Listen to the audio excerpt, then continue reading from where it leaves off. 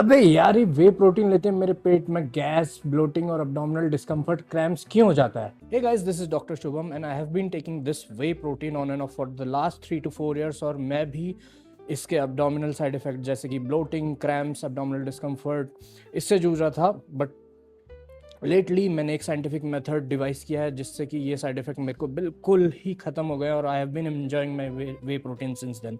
तो चलिए मैं आपको बताता हूँ इसके पीछे की साइंस क्या है। तो जनरली हम वे प्रोटीन कैसे लेते हैं?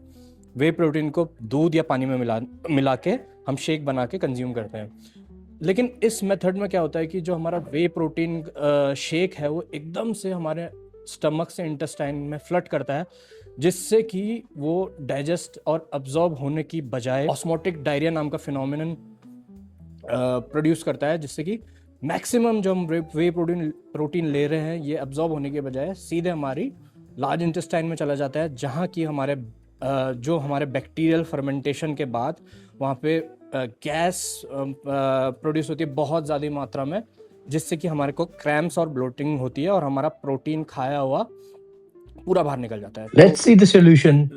कुछ टाइम से मैंने एक फॉर्मूला अपनाया कि अपना जो वे प्रोटीन है उसको मैं इस अमूल की फ्रेश क्रीम के साथ मिक्स करके खा रहा हूँ, और इसी में ये स्ट्रॉबेरी, ये चिया सीड्स का भी एडिशन कर रहा हूँ। और इस फॉर्म में वे प्रोटीन लेने से मेरे को ये साइड इफ़ेक्ट्स ना बिल्कुल कम हो गया। चलिए आपको बताता हूँ इसके पीछे की साइंस क्या है। तो जब भी हम किसी भी फूड को एक बहुत हाई फैट डाइट के साथ लेते हैं तो जो रेट ऑफ रिलीज है किसी भी फूड का हमारे स्टमक से इंटेस्टाइन का, वो बहुत स्लो डाउन हो जाता है, और इसी कारण जो हमारा ये प्रोटीन है बहुत स्लोली हमारे स्टमक से इंटेस्टाइन में जाता है, तो उसको एक प्रॉपर टाइम मिल जाता है डाइजेस्ट और एब्जॉर्ब होने का।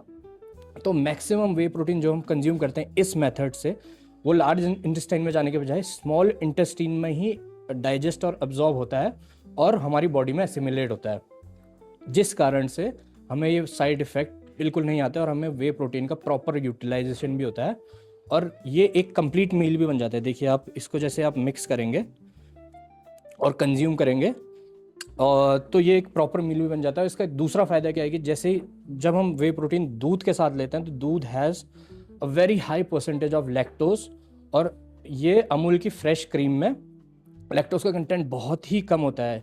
इस कारण भी जो लैक्टोज इंटॉलरेंट बंदे होते हैं उनको जो डायरिया होता है लैक्टोज के कारण, वो भी इस मेथड से गायब हो जाता है। सो आप भी एक बार मेरा बताया मेथड ट्राई कीजिए और बताइए कि आपको भी क्या ये साइड इफ़ेक्ट कम हुए और आप भी अपना प्रोटीन एंजॉय कर पा रहे हैं। Do comment. Bye bye.